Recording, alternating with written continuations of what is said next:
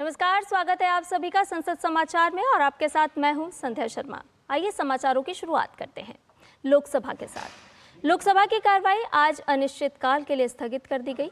वंदे मातरम की धुन के बाद लोकसभा अध्यक्ष ओम बिरला ने सदन की कार्यवाही अनिश्चितकाल के लिए स्थगित करते हुए कहा कि लोकसभा के इस सत्र की कार्य उत्पादकता लगभग 136% रही। लोकसभा अध्यक्ष ने कहा कि अब हम 18वीं लोकसभा के दूसरे सत्र की समाप्ति की ओर आ गए हैं। यह सत्र 22 जुलाई 2024 को आरंभ हुआ था। इस सत्र में हमने 15 बैठकें की जो 115 घंटे तक चली। उन्होंने कहा कि 23 जुलाई 2024 को वित्त मंत्री जी द्वारा सदन में केंद्रीय बजट 2024-25 पेश किया गया। सदन द्वारा केंद्रीय बजट 2024-25 पर सामान्य चर्चा 27 घंटे 19 मिनट तक चली। इस चर्चा में 181 सदस्यों ने भाग लिया।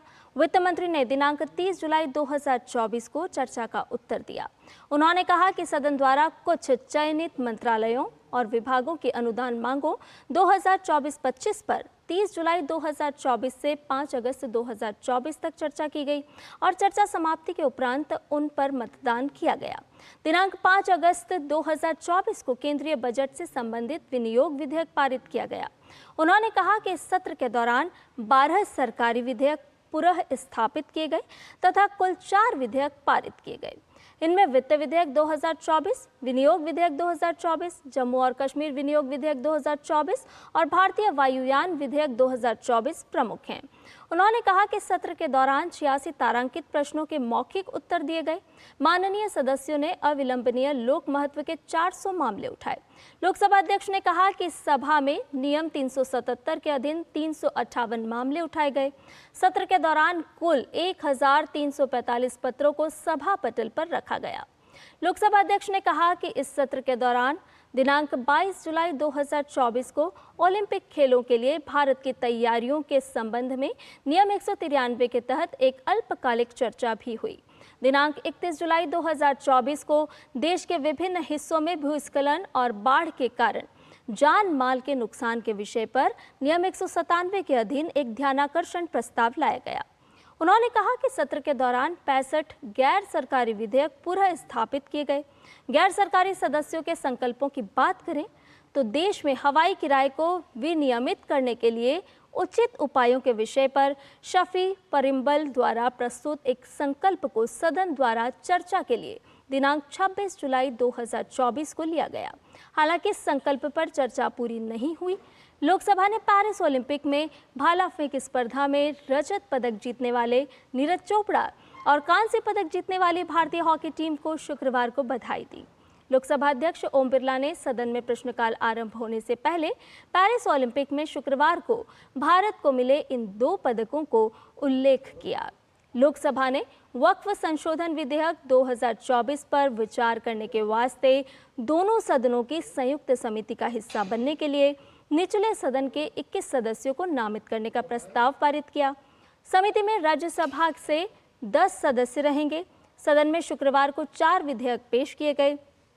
पत्तन, पोत परिवहन और जलमार्ग मंत्री सर्बानंद सोनोवाल ने 2 विधेयक, समुद्र द्वारा माल वहन विधेयक 2024 और वहन पत्र विधेयक 2024 पेश किए। इधर तृणमूल कांग्रेस के सदस्य सौगत रॉय ने समुद्र द्वारा माल वहन विधेयक 2024 पेश किए जाने का विरोध करते हुए कहा कि इस संबंध में 1925 का कानून पिछले 100 साल से उद्देश्य की पूर्ति कर रहा है। उन्होंने कहा इस अनावश्यक विधेयक को नहीं लाया जाना चाहिए।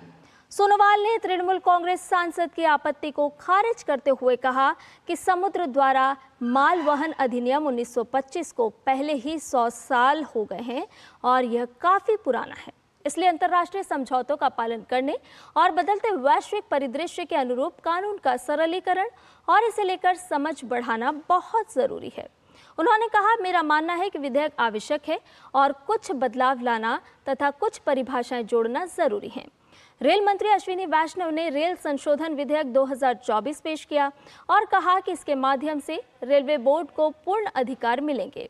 सदन में इस विधेयक को पेश किए जाने का विरोध करते हुए तृणमूल कांग्रेस के सौगत रॉय ने कहा कि रेल मंत्री को ऐसे गैर जरूरी विधेयक लाने के बजाय रेल दुर्घटनाएं रोकने पर ध्यान देना चाहिए। रेल मंत्री अश्विनी वैष्णव ने तृणमूल कांग्रेस के सांसद पर चुटकी लेते हुए कहा, लगता है कि सदस्य के पास कोई काम नहीं है, इसीलिए वह अनावश्यक आपत्ति लाते हैं। उनकी पार्टी को उन्हें और अधिक काम देना चाहिए। अश्विनी वैष्णव ने कहा कि भारत में जब रेलवे की शुरुआत हुई तो यह लोक निर्माण विभाग यानी कि पीडब्ल्यूडी की एक शाखा के रूप में काम करती थी और रेलवे के इस विस्तार के साथ जब एक अलग व्यवस्था की जरूरत महसूस हुई तो 1905 में रेलवे बोर्ड बनाया गया। उन्होंने कहा कि 1989 में भारतीय रेलवे से संबंधित नया कानून आया, लेकिन एक कमी रह गई थी और रेलवे बोर्ड को वैधानिक अधिकार नहीं मिल पाए थे। रेल मंत्री ने कहा इस कमी को इस विधेयक के माध्यम से पूरा किया जा रहा है। इससे रेलवे बोर्ड को पूर्ण अधिकार मिलेंगे और उसकी क्षमता बढ़ेगी। वित्त राज्य मंत्री पंकज चौधरी ने बैंककारी विधियां संशोधन विधेयक 2024 पेश किया, जिसके तहत हर बैंक खाता धारक द्वारा मनोनीत नॉमिनी व्यक्तियों की संख्या 1 से बढ़ाकर 4 करने का प्रावधान किया गया है। इससे पहले विपक्ष के कुछ सदस्यों ने सदन में यह विधेयक पेश किए जाने का विरोध किया। कांग्रेस के मनीष तिवारी ने कहा कि सहकारी समितियों और सहकारी बैंकों से जुड़े कानूनों में संशोधन का अधिकार राज्यों को है। उन्होंने इस संबंध में विधायी अधिकारों को लेकर अस्पष्टता की भी बात कही। उन्होंने कहा सहकारी समितियों पर केंद्र नियंत्रण कर सकता है या नहीं, इस पर विरोधाभास है। आरएसपी के एन.के. प्रेमचंद्र ने कहा कि सरकार एक साथ 4 कानूनों में संशोधन का प्रयास कर रही है और यह सदन की परंपराओं के खिलाफ है। उन्होंने कहा कि आपस में जुड़े विषयों से संबंधित कानूनों को लेकर ही विधेयक लाया जाता है। तृणमूल कांग्रेस के सौगत रॉय ने भी 4 कानूनों को एक विधेयक के माध्यम से संशोधित करने पर आपत्ति जताई। वित्त मंत्री निर्मला सीतारमण ने विपक्षी सदस्यों की आपत्तियों को खारिज करते हुए कहा कि बहु सहकारी बैंक से जुड़े कानून में पहले भी इस सदन के माध्यम से संशोधन किया जा चुका है और इससे छोटे खाता धारकों को राहत मिली है। उन्होंने कहा कि हम 4 विधेयक भी ला सकते थे, लेकिन जब एक समान तरह के कामकाज से जुड़े कानून हैं तो हम एक संशोधन विधेयक ला रहे हैं। उन्होंने कहा कि बैंकिंग विनियमन अधिनियम और सहकारी बैंकों के बीच एक संबंध है और कोई भी संशोधन इसी रास्ते से लाना होगा। वित्त मंत्री निर्मला सीतारमण ने कहा सहकारी संस्थाओं, खासकर उन संस्थाओं को जो बैंकों के अतिरिक्त अन्य सारे काम करती है, उन्हें कमजोर करने का कोई प्रयास नहीं है। बैंक और बैंकिंग गतिविधियों के लिए लाइसेंस रखने वाली सहकारी समितियों के लिए एक नियम होना चाहिए और इसीलिए हमने यह कदम उठाया है। वित्त मंत्री निर्मला सीतारमण के जवाब के बाद सदन ने ध्वनि मत से विधेयक को पेश किए जाने की मंजूरी दी। विधेयक में वैधानिक लेखा परीक्षकों को भुगतान किए जाने वाला पारिश्रमिक तय करने में बैंकों को अधिक स्वतंत्रता देने का प्रावधान है। इस विधेयक को पिछले शुक्रवार को केंद्रीय मंत्रिमंडल ने मंजूरी दी थी, जिसके तहत भारतीय रिजर्व बैंक अधिनियम 1934, बैंकिंग विनियमन अधिनियम 1949, भारतीय स्टेट बैंक अधिनियम 1955, बैंकिंग कंपनियां उपक्रमों का अधिग्रहण और हस्तांतरण अधिनियम 1970 और बैंकिंग कंपनियां उपक्रमों का अधिग्रहण और हस्तांतरण अधिनियम 1980 में संशोधन का प्रस्ताव है। और अब खबरें राज्यसभा से। राज्यसभा का 265वां सत्र अनिश्चित काल के लिए स्थगित कर दिया गया। 22 जुलाई से शुरू हुआ यह सत्र काफी महत्वपूर्ण रहा, क्योंकि इस दौरान उच्च सदन ने वर्ष के सबसे आवश्यक विधायी कार्य आम बजट 2024-25 पर चर्चा कर इसे लौटा दिया, जिसके साथ ही इसको संसद से मंजूरी मिल गई। लोकसभा 7 जुलाई को ही आम बजट को मंजूरी दे चुकी थी। यह सत्र 12 जुलाई तक चलना था, किंतु इसे आज ही अनिश्चित काल के लिए स्थगित कर दिया गया। उच्च सदन में आज का दिन काफी हंगामेदार रहा और इसे अनिश्चित काल के लिए स्थगित किए जाने से पहले 3 बार स्थगित किया गया।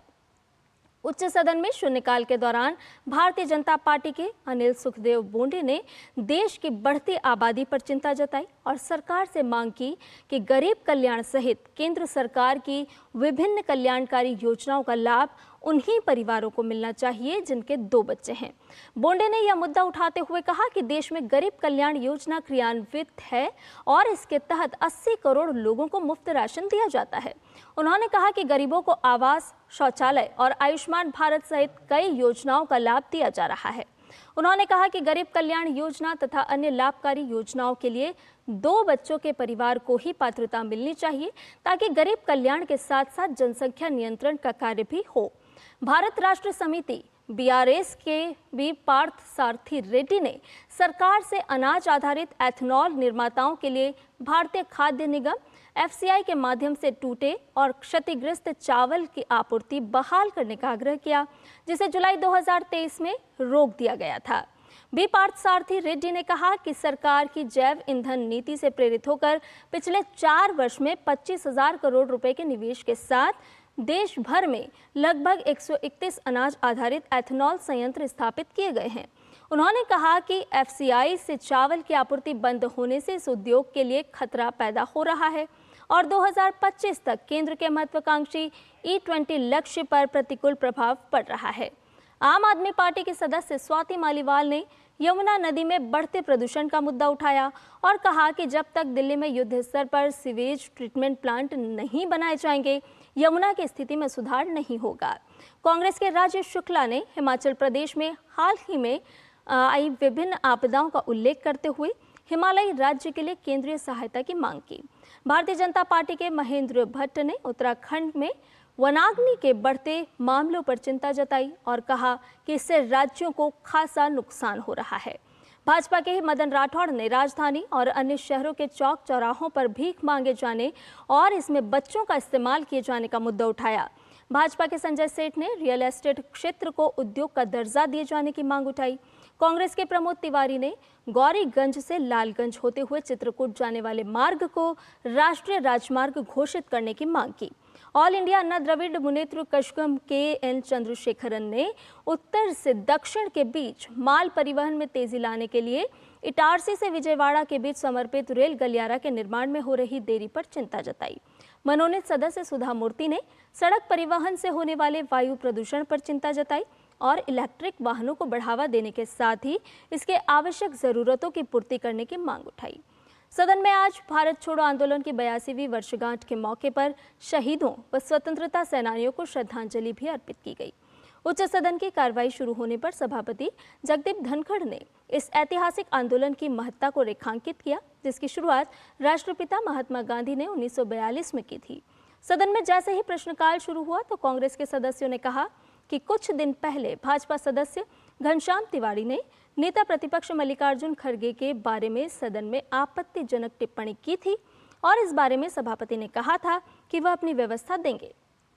इस पर सभापति ने कहा कि घनश्याम तिवारी, मल्लिकार्जुन खड़गे और उन्होंने इस पर चर्चा की और एक एक शब्द को देखा और पाया गया कि घनश्याम तिवारी ने खड़गे की बेहतरीन शब्दों में प्रशंसा की है। खड़गे ने कहा, आपने कहा था कि आप रिकॉर्ड देखेंगे और सदन को बताएंगे। यही बात आपके कक्ष में कही गई और सदन में भी यही कहा गया। इस बीच जयराम रमेश ने कुछ कहना चाहा, सभापति ने इसकी अनुमति नहीं दी। इसके बाद सभापति ने प्रश्नकाल शुरू करने के लिए कहा। विपक्ष के सदस्यों ने मांग की कि घनश्याम तिवारी को खड़गे से सदन में माफी मांगनी चाहिए। इस मांग को अस्वीकार करते हुए सभापति ने कहा कि घनश्याम तिवारी ने खड़गे की तारीफ की है। कांग्रेस के प्रमोद तिवारी ने कहा कि घनश्याम तिवारी की जो लहजा था और जो शब्द उन्होंने कहे थे वे संसद की गरिमा के अनुरूप नहीं थे।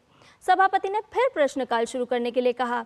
उन्होंने प्रश्न 1996 पूछने के लिए सुष्मिता देव का नाम भी पुकारा, लेकिन विपक्षी सदस्य घनश्याम तिवारी से माफी की मांग करते रहे। इसी मुद्दे पर सपा सदस्य जया बच्चन ने कहा, मैं जया अमिताभ बच्चन यह बोलना चाहती हूँ, मैं कलाकार हूँ, बॉडी लैंग्वेज समझती हूँ, एक्सप्रेशन भी समझती हूँ और महोदय मुझे माफ़ कीजिएगा मगर आपका टोन जो है यह अस्वीकार्य नहीं, मुझे यह स्वीकार नहीं। हम सहयोगी हैं, आप आसन पर हो सकते हैं और मुझे अपने स्कूल के जया अपनी बात पूरी नहीं कर पाई और सभापति ने उन्हें बैठने के लिए कहा। सभापति ने उनकी बात पर आपत्ति जताते हुए कहा, यह सदन नियमों के अनुरूप चलेगा और इसे चलाने का दायित्व उन पर है। इस बीच विपक्षी सदस्यों ने हंगामा शुरू कर दिया। सभापति ने कहा, आप सदन में अव्यवस्था फैलाना चाहते हैं, मैं इस सदन को हंगामे की जगह नहीं बनने दूंगा। सभापति ने ऐसा कहने पर विपक्षी सदस्य विरोध जताते हुए सदन से बहिर्गमन कर गए। सभापति ने कहा कि विपक्षी सदस्यों का यह आचरण लोकतंत्र और सदन का अपमान है और वे अपनी जिम्मेदारी तथा दायित्वों से भाग रहे हैं। सदन के नेता JP नड्डा, कृषि मंत्री शिवराज सिंह चौहान, पूर्व प्रधानमंत्री और जदएस के प्रमुख HD देवगौड़ा, कौशल विकास एवं उद्यमिता राज्य मंत्री जयंत चौधरी, कृषि और किसान कल्याण राज्य मंत्री रामनाथ ठाकुर, सामाजिक न्याय एवं अधिकारिता राज्य मंत्री रामदास अठावले, TMC MG के वासन, JU के संजय कुमार झा, BRS के सुरेश रेड्डी तथा राष्ट्रवादी कांग्रेस पार्टी के प्रफुल्ल पटेल ने भी विपक्षी सदस्यों के आचरण की निंदा की। सदन के नेता JP नड्डा ने कहा, प्रजातंत्र के मूल्यों का इस तरह से हनन नहीं होना चाहिए।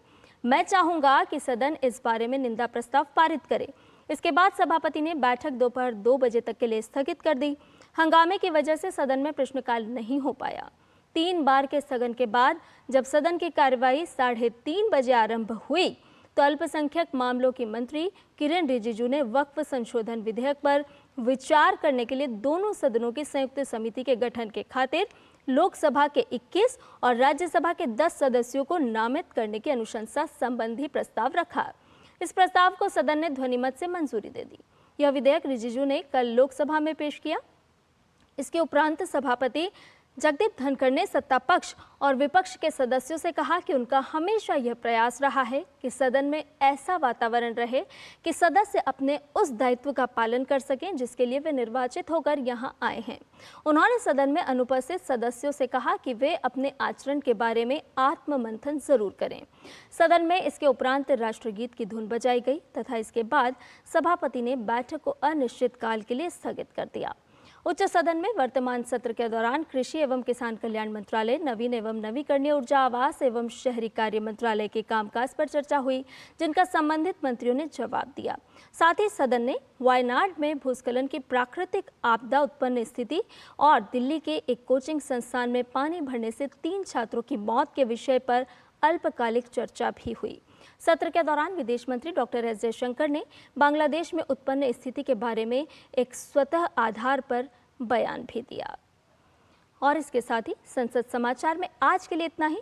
अभी वक्त एक ब्रेक का। ब्रेक के बाद आपको दिखाएंगे देश दुनिया से जुड़ी अन्य खबरें।